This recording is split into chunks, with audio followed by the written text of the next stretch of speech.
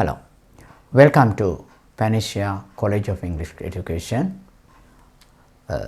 අද මම කතා කරන්න බලාපොරොත්තු වන්නේ question discuss both these views and give your opinion question type එක. අපි දන්නවා question වර්ග තුනක් තියෙනවා. opinion question, problem solving question and argumentative question. මෙම ප්‍රධාන කාණ්ඩ තුන යටතේ ප්‍රශ්න වර්ග 7ක් හෝ 8ක් තියෙනවා. නමුත් මේ හැම එකක්ම වැටෙන්නේ මේ ප්‍රධාන කැටගරි තුන ඇතුලේ. හොඳයි. එතකොට මේ ළඟදී IELTS වලට ආපු ප්‍රශ්නයක් මේක හෝ මේකට ආසන්න අර්ථයක් තමයි තියෙන්නේ. හොඳයි. දැන් බොහෝ වෙලාවට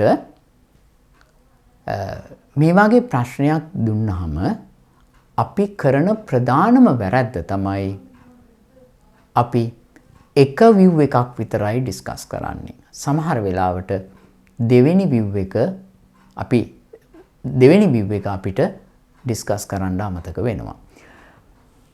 The question clearly express discuss both these views and give your opinion. එතකොට අපි agree හෝ disagree වෙන්නේ view එකක් opinion එකක් එක තමයි අපිට agree or disagree වෙන. I agree with this view. I agree with this opinion. එහෙමයි වෙන්න ඕනේ නැත්තේ. I agree with this idea ඒ වගේ. එතකොට අපිට තියෙන ප්‍රශ්න තමයි ඉස්සරලාම ප්‍රශ්නේ නිවැරදිව තේරුම් ගැනීමට බැරිකම. ඔබ දන්නවා ප්‍රධාන ක්‍රයිටීරියා 4ක් තියෙනවා. task achievement, එහෙම නැත්නම් task response, cohesion and coherence, lexical resources and grammar. So all these 4 criteria come into play in deciding the final band score. So therefore you have to understand the question. So to understand the question you have to read the question and especially about the task achievement. එතකොට task achievement එක තමයි මේකෙන් ගොඩක් වෙලාවට upset යන්නේ. ඒ වගේම තමයි මේ question හදන්නේ අපේ mentality එක හොඳට අවබෝධ කරගෙන. මොකද අපි එතෙන් යනකොට පැනික් වෙලා යන්නේ. එහෙම නැත්නම් අපිට ලේසි ප්‍රශ්නයක් දුන්නොත් these are deceivingly simple question. Deceivingly simple question කියන්නේ නොමග යන සුළු ආකාරයට simple. පළවෙනි ප්‍රශ්නේ බලන්න. Scientists approve that junk food damage people's health. Here action verb is the approve that very strong action verb approve that junk food damage people's health. Some people agree, some people do not agree. Discuss both views and give your opinion. So මෙතනදී අපි කතා කරනවා content based hesitation කියලා එක. content based hesitation කියන්නේ සමහර වෙලාවට අපිට ලියන්න කරුණු නැහැ. එතකොට ලොකු ප්‍රශ්නයක් යන්නේ. නමුත් මෙතන content based hesitation එකක් නැහැ. අපිට මොකද කරන්නේ? අපිට ඕන තරම් කරුණු තියෙනවා මේකට junk food හොඳ නැහැ කියලා ලියන්න. එතකොට අපි පළවෙනි ඡේදෙ ලියනවා junk food හොඳ නැහැ කියලා. දෙවෙනි ඡේදෙත් ලියනවා in addition දාලා දෙවෙනි කාරණේ ලියනවා junk food හොඳ නැහැ. conclusion එකේ තියෙනවා අපි ලියනවා junk food හොඳ නැහැ. නමුත් එහෙම නෙමෙයි අපි ලියන්න ඕනේ නැත්තේ මොකද්ද? අපි ඡේද දෙකකින් එකක බොහෝ වෙලාවට පළවෙනි ඡේදයෙන් අපි පටන් ගන්න. කියන්නේ body paragraph එකේ පළවෙනි එකෙන් පටන් ගන්නෙ. අපි දුර්වල කරලා ලියන්නේ it could be argue that. එහෙම නැත්නම් ඒ වගේ දුර්වල කරලා තමයි ලියන්නේ it could be argue that. කෙනෙකුට argue කරන්න පුළුවන් junk food හොඳයි කියලා. එතකොට අපි body paragraph එකේ පළවෙනි එකේ එහෙම ලියමු. දෙවෙනි එකේ අපි ලියන්න ඕනේ අපේ opinion එක. ඕනනම් අපිට පළවෙනි පරිච්ඡේදයේ අගට ලියන්න පුළුවන් මම agree වෙන්නේ මේක එක්ක නෙමෙයි හොඳ නෑ කියලා. ඊට පස්සේ දෙවෙනි පරිච්ඡේදයේ අපිට ලියන්න පුළුවන් argumentative විදිහට. කියන්නේ පළවෙනි එකත් එක්ක සංසන්දනය කරමින් junk food හොඳ නෑ කියන්න ඇයි මම කරුණු ඉදිරිපත් කරන්නේ. ඊට පස්සේ අපිට conclusion එකේ ලියන්න පුළුවන් ඔබගේ opinion එක. එතකොට මේක දැකපු ගමන් ප්‍රශ්නේ තියෙන්නේ අපිට එක පැත්තක් අපිට ලියන්න අමතක වෙනවා. ඒ කියන්නේ task achievement එකෙන් නැත්නම් task response එකෙන් එළියේ off topic තියෙනවනේ. යටවෙනි එකේ තියෙනවනේ off topic ද කියලා. හොඳයි. බලන්න දෙවෙනි ප්‍රශ්නේ ඊට වැඩිය සංකීර්ණයි. අතන මේක ලේසි ප්‍රශ්නයක්. දෙවෙනි එක සංකීර්ණයි. නමුත් දෙවෙනි එක සංකීර්ණ එක ඇතුළෙම අපිව අන්දන අපිව නොමග යවන කොටසක් ඇතුළත් කරලා තියෙනවා. බලන්න. Some people think boys and girls should be educated in the same school. Others, however, believe that girls achieve better result when educated in a single sex school. When they are educated or when educated in the single school. Discuss both these views and give your opinion. එතකොට මේකේ අපි ප්‍රශ්නේ කියවපු ගමන් අපිට එන impression එක තමයි මොකද්ද? සමහර අය කියනවා boys and girls එකම ස්කෝලේ ඉගෙන ගන්න ඕනේ කියලා. අනික් අය කියනවා separate ස්කූල් වල ඉගෙන ගන්න ඕනේ කියලා. මේ දෙක ඩිස්කස් කරලා කියන්නේ. ඕකනේ අපි ලියන්නේ. right. නමුත් මෙතන තියෙන්නේ බලන්න මේ that girls achieve better result when educated in a single school. මෙතන boys ලා ගැන කතා කරලා නැහැ.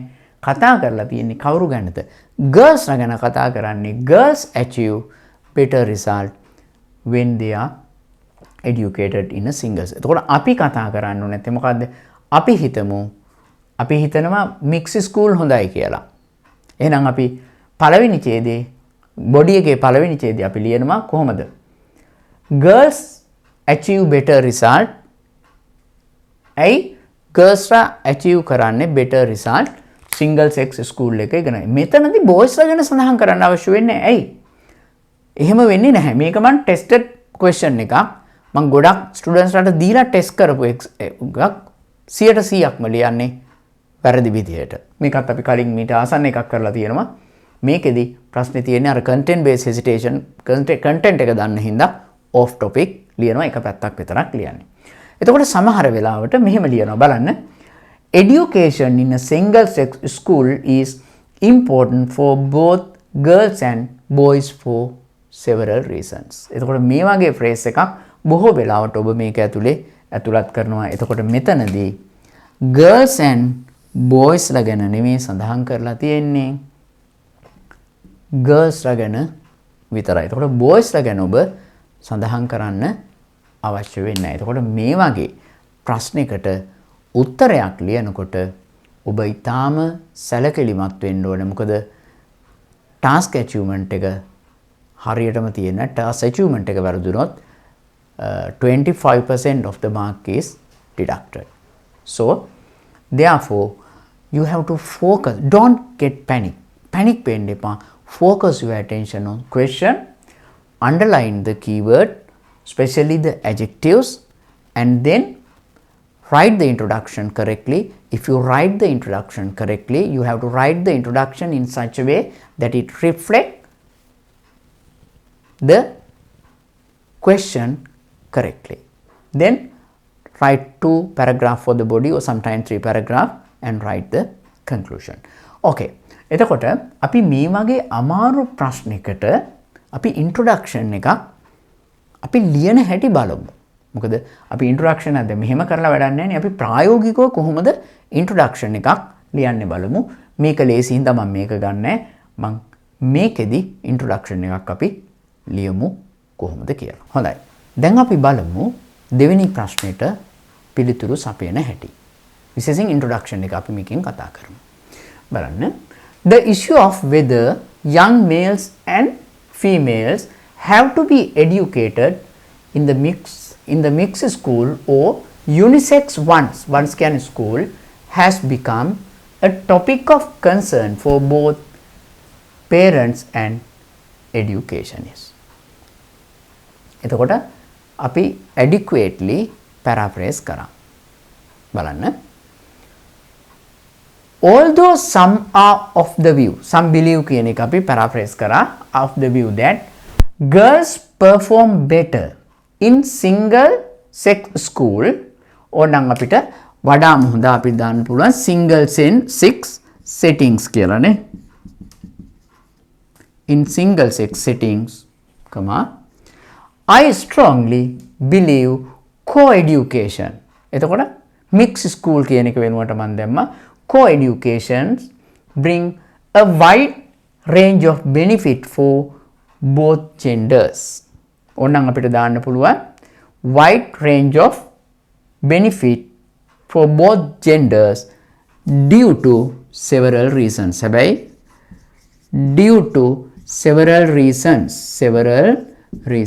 එතකොට මතක තියාගන්න මෙතන due to several reasons වෙනුවට අපි ලියන්න යන කරුණු outline කරා නම් වඩා හොඳයි. හරි. එතකොට අපි you have to discuss both these views and give your opinion. එතකොට මෙතනදී අපි disagree වෙන්නේ මොකද්ද? girls ලා වෙනම setting එක ගන්නවට වැඩිය හොඳයි දෙගොල්ලටම හොඳයි මොකද්ද? mixed school එක ඉගෙන ගන්න. එතකොට මෙතනදී ලියන්නේ අපි බොහෝ වෙලාවට මේ body paragraph එකේ පළවෙනි එක මම ආරම්භ කරා it could be argue that. එහෙම නැත්නම් one can argue that. එතකොට මම නෙමෙයි එකඟ වෙන්නේ. එතකොට කෙනෙකුට තර්ක කරන්න පුළුවන් මෙහෙම. එතකොට මෙතන අපි ලියනවා මොකද්ද? benefit girls ලා single sex setting එකේ ඉගෙන ගත්තාම තියෙන වාසි ලියනවා. හැබැයි ඒක මගේ opinion එක නෙමෙයි. ඒක සමහර අය ඒක තමයි අපි කියන්නේ it could be argue that කියලා. කෙනෙකුට argue කරන්න පුළුවන්. ඊට පස්සේ අපි මේක ඔබ ලියන්න. නමුත් මගේ opinion එක තමයි ඊළඟ මේක බොහෝ වෙලාවට පළවෙනි ඡේදේ ප්‍රමාණයෙන් කුඩා වෙන්න පුළුවන්. ඊට පස්සේ ඡේදේ ලියන්න ඕනේ මොකද්ද? ඇයි මම එකඟ වෙන්නේ co-education. එහෙනම් දෙගොල්ලම එකට එකතු කරලා තියෙනකොට වාසි මොනවද? ඒක පළවෙනි ඡේදේ ඒවත් එක්ක සංසන්දනය කරමින් ඔබ ලියන්න ඔබගේ view එක highlight කරමින්.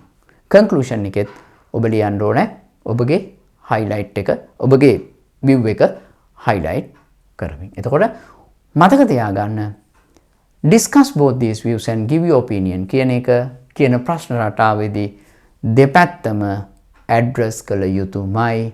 එක පැත්තක් address කළොත් ඔබට task achievement එකට ලකුණු අඩු වෙනවා. ඒ නිසා මතක තියාගන්න task achievement, coherent and cohesion, lexical resource, grammar. එතකොට මේ හතරම වැදගත් වෙනවා. නමුත් අද අපි තාම සුළු කොටසක් විතරයි මේකෙන් කතා කරේ. අපි තවත් දවසක අලුත් IELTS වීඩියෝ එකකින් හම්බ වෙමු. Thank you.